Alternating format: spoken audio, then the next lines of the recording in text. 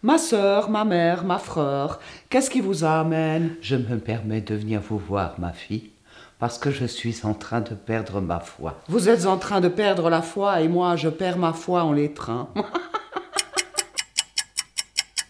À l'aube de la nativité, je me fais beaucoup de soucis pour mes ouailles.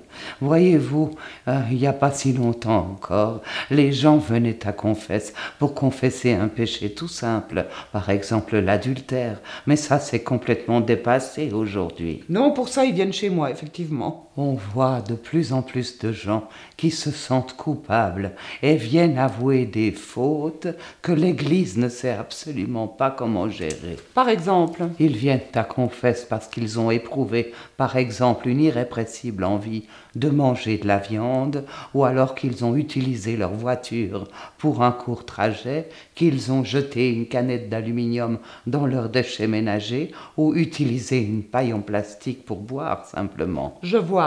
Et là, avec les fêtes qui approchent, je crains que ce ne soit de pire en pire. Pourquoi? Oh, vous savez, je le constate déjà, depuis quelques jours, là, les fidèles arrivent en masse pour confesser des péchés très très étranges. Oh Seigneur, pardonnez-moi, parce que j'ai très envie d'un sapin de Noël, malgré la déforestation.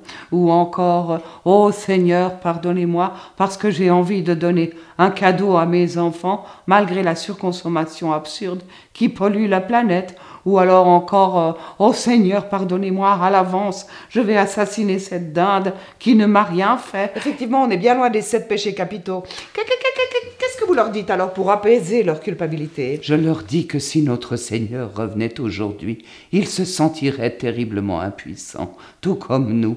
Il ne pourrait plus, par exemple, à cause des quotas de pêche, multiplier les pains et les poissons. S'il désirait marcher sur l'eau, il pourrait le faire, mais sur les déchets plastiques qui flottent sur les océans. Et à la place de changer l'eau en vin, notre Seigneur Jésus-Christ changerait plus volontiers le vin en eau potable. Je vois.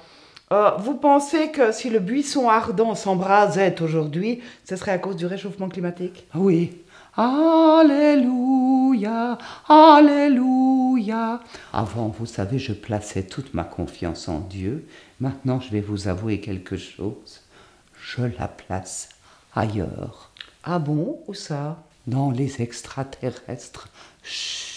Je pense qu'il n'y a qu'eux qui peuvent encore sauver l'humanité. Il n'y a qu'eux qui peuvent donner un solide coup de pied dans les coucougnettes de ces marchands du temple de la COP26. Ah voilà.